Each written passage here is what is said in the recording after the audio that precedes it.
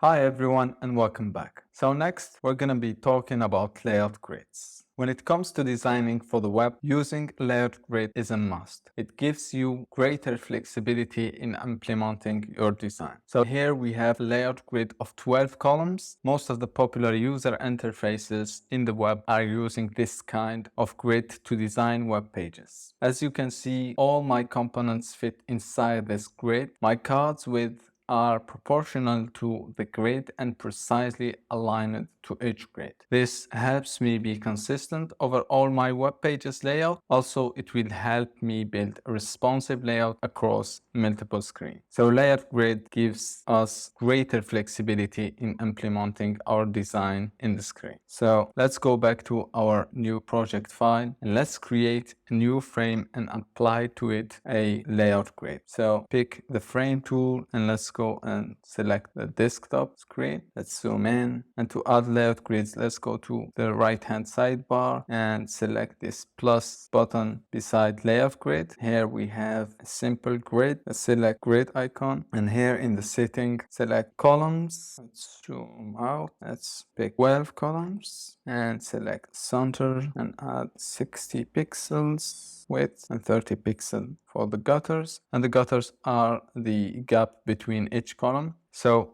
this grid setting is most popular when it comes to design for the browser. So let's close this window, and if we resize our screen, our layout will stay fixed. And as you can see, there is no layer here inside our frame. It just superpose it here. So we can hide our layout grid. We can create our elements easily. Okay, let's say that. Now click this eye, we can hide, see our design elements. Okay, next, let's see how we can save this layout grids and duplicate it across other screen, so we don't have to go and create each time the same grid for each screen. So to save the layout grid, let's hit this 4-dot icon, which is the style icon, and hit plus to create style. Let's name it 12 column. Okay, create style, and here we have our style. If you want to disable the style, hide it or show it, we can also detach the layout style. Okay, now let's create a new frame